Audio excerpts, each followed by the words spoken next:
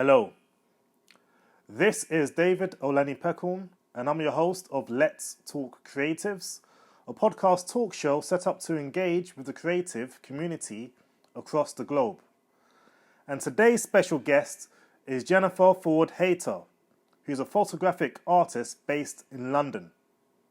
Could you introduce the viewers to, here you are, where you studied, and all that good stuff. All of the jazz. All of that. Is Jenifer Foward, and I'm a photographer. I do a lot of portraiture and documentary. I originally come from Dorset. All my family are farmers, and I'm the only one who can't drive a tractor. My family's great shape. I ran away instead to do photography in London and live that life instead. Yeah, but you're kind of dressed as a tractor driver. Like, you got a farmer's vibe going on here right now. Oh, that's good stuff, man. I remember the first time we met. It was at a graduation show a few years ago. Before COVID. So many years ago. Whole other generation. Yeah, you've been through a massive journey since then. But how much has changed since I last met you? I'm sure that was like a good 5 years ago, right? 2019. It's ages ago, man. Jesus Christ. We're so much older. Yeah. You're still looking young. Well, you're super young then, but we're older mentally. Emotionally. Yeah. I don't know what's changed. I don't know. I'm still an annoying little photographer, and that is the path that I'm still. I remember I remember. Hey there. Yeah, I remember what was it? You're visiting loads of business networking events. Mm-hmm. That's how it started. Yeah. I love harassing middle-aged men. And since coming to London, obviously, if you get on the tube, like I've just come on the tube now, you're surrounded by office workers. And I mean, look at me, I don't look like I'm an office worker. Don't think I will ever be a good office worker. So I was just curious as to what they did all day. So I wanted to kind of follow them off the tube and just why did they choose to do that lifestyle? And I wanted to treat them and photograph them as if they were like punks or mods, and they were actually this weird subculture. And they have their own fashion sense, they have their own foods, they have their own meeting places. There really is this weird subculture. And I think COVID and lockdown showed us how temporary it is. You know, even though it was a sort of mainstream lifestyle, it actually was over in a matter of seconds when that all shut down, like any of those kind of subcultures. It kind of shows you how fragile society kind of is. Like, you can see how things just instantly just breaks down. Mm-hmm. But at the same time, it's a bit of a shame that people are kind of comfortable now. This is just my opinion. Like, people are kind of comfortable now. Like, everything's kind of freed up and all that, but it can happen again. I don't know. I think people have seen a new way of life, and they're like, I like my house and my children and my family. But okay, cool. So fast forward. Just tell us about your recent exhibition in Australia, not New Zealand. Recently, I've been photographing journalists. Journalists, we all really love to hate journalists. We kind of follow them a bit like football teams, some people. You either really hate Piers Morgan or you really love him.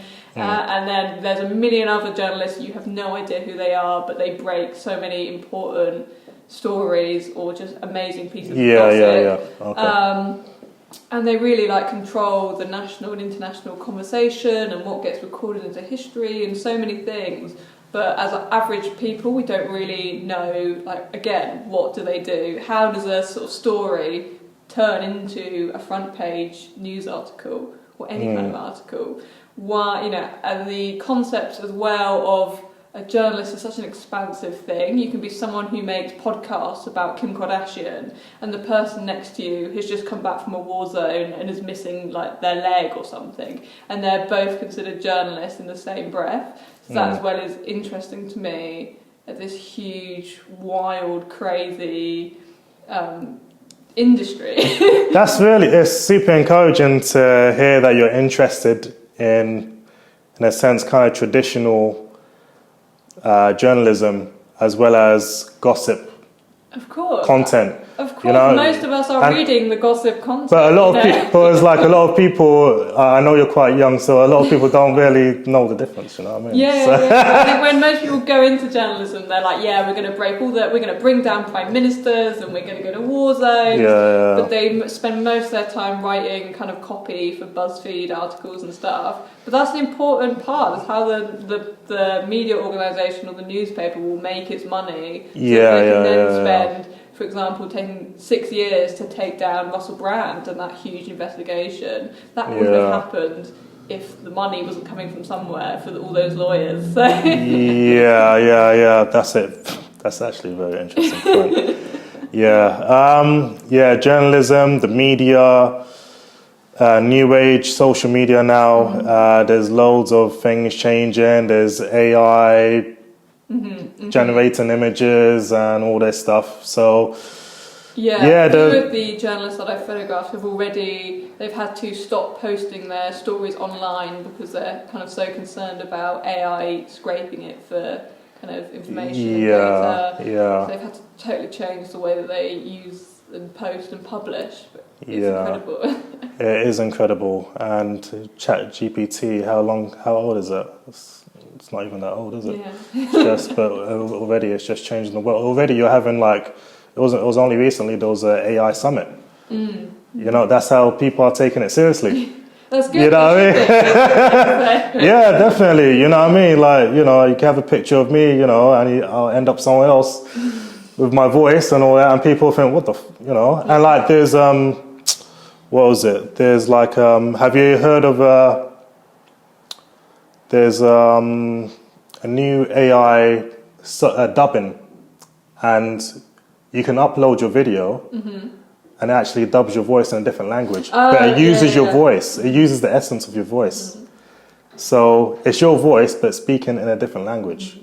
See, that's amazing though. That's going to be so useful. It's going to change. You know what I mean? You can no longer be rude to people in another language. That's it, you know what I mean? So it's phenomenal. Like if you're a content creator, podcaster, and you want to reach out to a global audience. Yeah, you can now. That is friggin' phenomenal. 50 different languages. You know what I mean? So soon I know they'll probably have someone doing the sign language next to your voice. There was someone there was some students. They actually managed to do the sign language with these special gloves, and the voice actually is generated through the sign language through the gloves.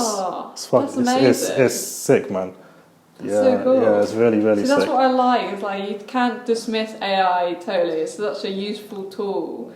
And I think people that are worried about it taking your jobs or whatever, I think for the moment, for the next 10 years, there are already people that are better at taking photos or better at writing than you. So, you know, AI is just another competitor, so you can kind of be okay and you can use it and put that into your own workflow and make interesting things like this sign language thing. You've just got to work with it rather than against it for the moment. Yeah, because I see AI as a tool that takes in data and human beings manipulate it. That's how I see it. It's just another tool. Yeah. So the concept of the consciousness and all that, I know a lot of people are scared, like, Robocop, no, not Robocop, what is it? Terminator T2000 and all that stuff. I don't know. Me personally, I don't know. You know, I'm a sci-fi fan. Like, having watched the Ghost in the Shell, where it is an AI. That's a ghost that hacks into people's brains and all that stuff. So it's quite interesting. But back to the question. So we kind of steered off to the AI thing, but no, it's all good. We'll chat in here. So what was your biggest kind of pitfall or obstacle in your photography journey? It's always interesting to hear people's struggles in the creative journey. I think recently it's people being kind of wasteful of your time. I think after COVID and lockdown, like I was saying, people are like, I actually quite like my house and I don't want to go outside to see things or to do things. When you approach people, like I'm getting like rescheduled so much more than I was before, and I hope that's not just me personally. But people are like, you know, they're like, oh no, they'll cancel at the last minute a lot more, or they'll turn up. I mean, I had one person turn up 4 hours late, and another is like 2 hours late, and that's kind of like normal now. For a shoot? Yeah. Shit, man. Yeah. So it's a lot of sitting around waiting, and you just have to start scheduling that in at the moment, and that's across commercial jobs and editorials, big shoots. People are just a lot more like, don't really want to turn up anymore. It's not good, man. No, so that's, I think at the moment, the biggest obstacle, and that's why there's a beautiful art form of like group photography. Yeah. But now that is like completely kind of lost because it's impossible to get more than one person from an organisation, you know, in the same place to each other, because it's, you know, everyone's just crazy on their own sort of schedule, and they don't have that sort of sense of coming together anymore. So that's, I think, a big obstacle that no one is really looking at in photography at the moment. And it's gonna come to a head somewhere. And then, but sort of generally, I don't know, I've always been quite annoying and loud and confident, so that's really helped me. But that's a positive, but what? Yeah. So just the schedule, so scheduling conflict has been a bit, what else? Like, it's not just, okay, besides from the scheduling conflicts with clients, what else has been like an obstacle in your creative journey? I mean, you know, I was not, you know, my parents aren't famous artists. You know, they're not like rich oil barons or art collectors. So I've had to make all my own connections and make my own mistakes. But that's like, I think that's a much better way to do it. It's not the easiest way to do it, but I think it's the more fun way to do things. Yeah, even like getting the money to buy photographic equipment and all that stuff could be a bit of a challenge for young photographers. Yeah, definitely for young photographers, it's that. But then I would say, like, you know, we're really lucky being in London, where, you know, it's £1.50 for the bus. You can be in a Mayfair gallery, and you can be speaking to producers and creative directors, and if they don't give you a job straight away, they always, because these people are normally old and you're a young person, they all always like to kind of associate with you, cause that makes them younger. And you know, 3 years you can build that relationship and have all these amazing jobs or funding opportunities or experiences with them. So if you're a young person and you don't have any kind of artistic kind of background or knowledge, I would get on a bus, go to Mayfair and go to Soho and find private views. They're free normally, and you can normally just walk in. That's great advice, actually. Because a lot of people don't even know to ask. A lot of young artists... That's it, don't ask, just turn up. Don't ask. That's even better. It's true. Because then they say, oh no, it's private, but it's not private. Yeah, some people are just trapped by the perception of, oh, I don't belong here. So they've kind of opportunity blocked themselves in a way, just by the way they perceive things. You know what I mean? Go, man.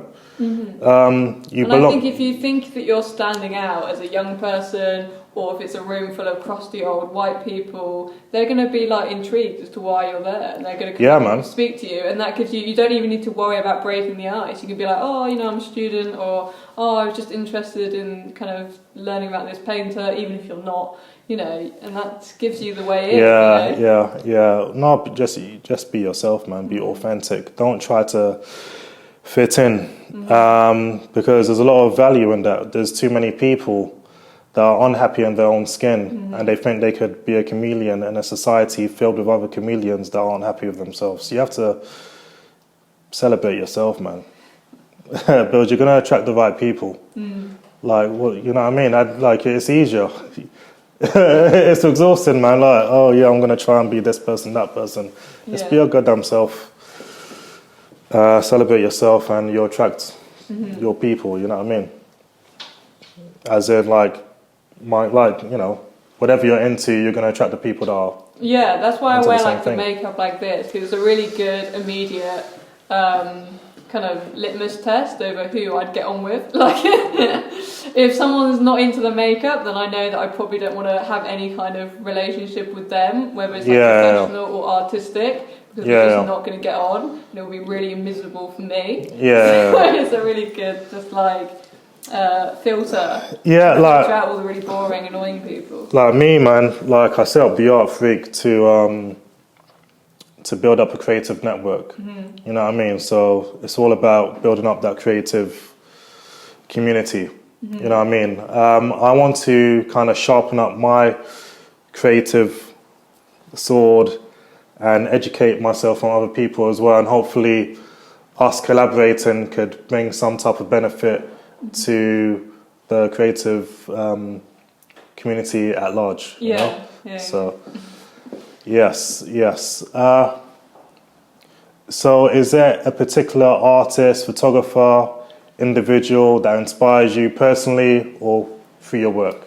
I think Larry Fink, who just recently passed away, he always had a philosophy that I interpreted. It was he was always on about you should push to the front as a photographer. Yeah. And that's, you know, photography is deeply unethical. It's very environmentally friendly. It's got all these kind of histories that just go direct to like racism and colonialism. So it's deeply unethical. And if you choose not to photograph, then that becomes an ethical problem as well. So just sort of be at peace with that and just be like, photography is unethical. I'm going to be a bit unethical and a bit annoying to people and take advantage of people. So I'm just going to push to the front and make it worth it. I'm there for a reason. I'm there to get the shot. So I'm going to get that shot. And if I don't because I'm too shy, then what's the point of me doing that? And what's the point of me having all this stuff if I'm not going to do something with it? It's your responsibility as an artist to do something interesting.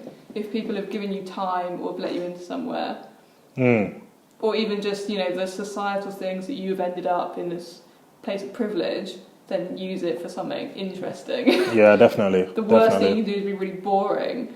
So yeah, he was always about, you push to the front, you be that really annoying person, you get the shot. Where can people find you? Like, are you on, do you have a website and all that? Like every young photographer does. I'm terrible at it. So my Instagram is at Jenny_graphic. You can come and find it and give me some Instagram advice. And then I have a website. If you Google my name, it will come up. I'm the only person with my name in the world, so it's very easy to get email addresses. Really? Yeah. Oh, okay. Cool. I was going to ask, so the exhibition in Australia, was that your first visit to Australia? No, I went a year before to shoot some of the project. And I spent a month with this media organisation called The Chaser, who are this big satirical, famous kind of media outlet there. And they were really amazing. I think because they'd done so many annoying things themselves, where they'd sort of harassed famous, you know, prime ministers and businessmen and stuff, they felt like they couldn't say no to anything I wanted. So I just followed them around and was like, in their kind of business finance meetings and when they were going through all their accounts, so I know how much profit they're making or how much they're losing. I was in like one-to-one kind of employee kind of chats, you know, with managers, and I was in their houses and everything. So they let me do whatever, and that's such a dream for a photographer to have very closed doors. And the photos I have from that are amazing because they just let me do whatever I wanted.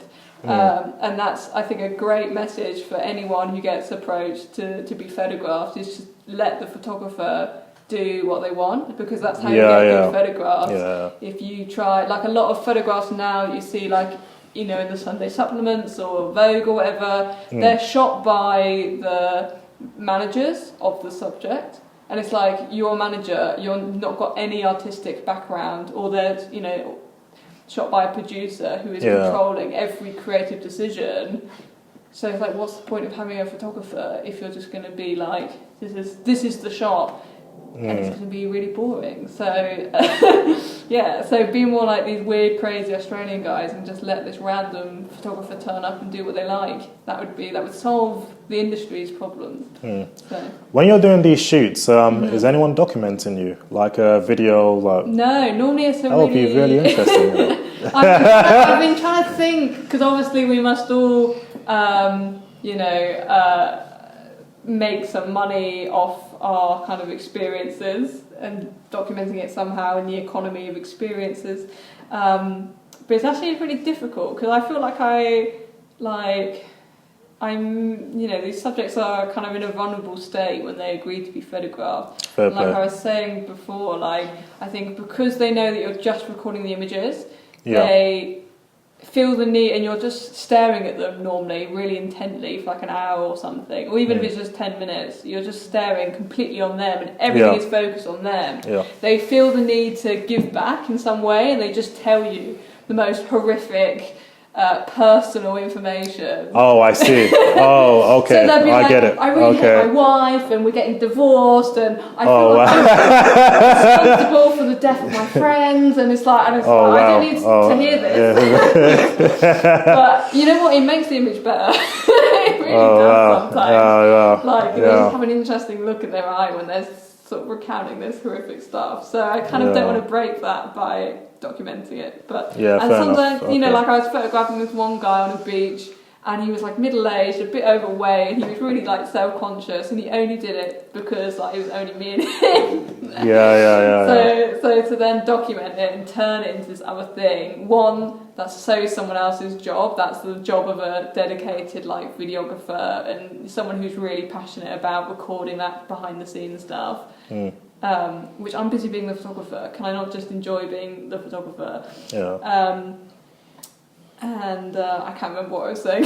No, I was just thinking like clever. I was just thinking like just a fly on the wall, just documenting it, amazing. and like even just say, look, don't take a picture, don't record the subject on this instance. I really want one of those Francis Bourgeois, whatever his name is, like 360 cameras that just looks at me or something, photographing that. Like. That's actually an idea. You've got different angles of your face. I've just actual shoot as well. No, that's the closest I've got. If anyone's got any ideas, I would love to talk to someone about it. Someone who's much more into moving images. But I think a documentary will be super interesting about like just behind the scenes of your process. I think that'll be quite interesting. It's an experience being shot by me. Definitely. The documentary will be an experience for the viewers. I think. So, but I think you've already dropped some gems for the young viewers, but hopefully. Would you definitely so? But any advice for any young creatives? Definitely get on a bus and go and find a private view. It's fine going to your friends' events or whatever, but like that's where you're going to learn technically and kind of be inspired for the medium. But go and find like really bougie ones because that's where you're going to get kind of jobs and business. Don't worry that you don't have anyone, like you don't have any kind of person that knows the answers around you. I think that's a really big issue for a lot of kids. It's like they can't ask their parents, like, oh, so how do I grow on Instagram? Your parents don't know that. Oh, how do I, end up in a gallery? It's like nobody in your circle is probably going to know that, and that's fine. That's just something that you have to learn on your own. And just be aware that that's what you're going to have to do. Other people are going to have that, you are not. So just any experience you can have in any kind of job or industry, like if you've got a weird, workshop that comes up in a community centre, or if someone comes in to speak to you at school or whatever, just take it, even if it's not an industry that you're interested in, because it's just extra knowledge and you can always apply that to other things. I remember when you started off your project with, like when I first interviewed you for the networking events, you just went through the Eventbrite, didn't you? Yeah. And you just thought, okay, bam, okay, I'll go to all these ones, and you just went out there. So that's good advice, man. That's really good advice. And sign up to gallery mailing lists and stuff. People post a lot of information online that they don't mean to, so you can take advantage of that. So you can scrape the internet for people's personal. Yeah, just go find a person you really like, go to their house, and no. But you kind of, if you find their phone number, you can just send them a text, be like, "Hi, we met before." Don't do that. Do that only if you're confident. GDP. This podcast is GDP compliant. So good. I won't say. No, it's all good. Okay, cool. So just like learn as much as you can, even if you think it's irrelevant in the moment. Just sign up for anything that you can find that you think is interesting. Especially if you're in a college or a school or whatever. I mean, my school was really bad. It was in a really rural environment, so. When we had a jobs fair day, we had the manager of the local supermarket, and he told me I would never get a job because my shoes weren't clean. They're still not clean. And I've worked with Vivian Westwood, so. Nice. So even if it's like that's the opportunities the school is presenting to you. Still take it. Still definitely. It might annoy you, or it might spark something, or you can then go to your school and be like, "Why are we only getting the manager of Tesco's in? Can we not? Like, I found this really interesting artist. They're local. Can we invite them in? That would be fantastic. I'm sure that would take a lot of weight off the school. You're being involved. You're being active in your own learning. So." Do that. Have you actually been in touch with like schools or anything, or your previous school, and like just spoke to them about like the work experience? That's good, man. No, I think if you're an artist, it's really good. You should try and do like little workshops or something, and or try and go back to your local community. And pay it back. Definitely. No, I agree. That's good. Sound advice, man. Have you done that? Really good. Have you gone back to your schools? I haven't, but I have done some workshops. I've taught some workshops, but maybe I should after this. But seriously, you know what I mean? Because a lot of people, they don't see the options out there. They need to be exposed to the opportunities. So like for me, like heavily dyslexic, super duper dyslexic. I was really, when it came to drawing pictures, I was even in primary school, I was drawing like comic books and all that when I was in primary school. But if I had that exposure when I was in school to a cartoonist or illustrator or someone in the industry really making it, and they shared their story with me, maybe I'll be in a different place. I don't know, but that exposure is super valuable. Definitely. Yeah. I don't know. I don't know if there's any more amazing gems. So the last question, because I love movies. What's your favorite movie? I can be really, really obnoxious and be like, my favourite movie is called Jubilee. Came out in 1975, directed by Dirk Jarman, and it's basically punks doing Shakespeare, and they're all terrible actors. They're all doing their own costumes, and it's just an absolute mess. And there's songs and music, and they're half naked all the time, and it's just like chaotic. I love it. It's just of the films that come out recently, I watched May December last night, and I was like, that's incredible. May December? Yeah. Oh shit, I missed it. It's so good. It's I think it's only on Netflix or something, so I pirated it. But it's really good. What is that about? What is that about? What genre? It's about a really serious topic. It's about what genre? Oh my god. I don't know. It's sort of like psychological drama thing. It's like about thriller. Sort of, but it's sort of like at home. So it's about this actress who's doing a film on this kind of news story that happened about a teacher basically that had a relationship with a child, and now they're married, and like the guy is kind of slowly realising that his whole life has been a lie, his kids are a lie, because he was actually like 13 when he started this relationship. So it's very heavy. It's a very heavy note to end the podcast on. But it's really beautiful film, and the acting is amazing. Really small cast. I think it was shot in like 28 days or something. Really short time. And it's really beautiful. Nice filmmaking. Nice. Yeah. Nice. I love so many movies. Something that comes to mind. I like Street Fighter 2. There's a list of movies, but Street Fighter 2, the animation, because I love watching martial arts movies, and like I like to work out. So when I'm just trying to get to the last rep, there's a word called Hadouken, but like but it's like it's unleash of the energy. But yeah, I like kung fu movies. I also like gangster movies and all that stuff as well. But again, so what's the website again? My website. If you Google Jenifer Foward Hater, I'll come up. On my Instagram is Jenny_graphic. There you go, you can all stalk me. Lovely. Jenifer, I appreciate you coming down. Anytime. Beautiful. Thank you. Thanks for the time. Thank you very much. I appreciate that.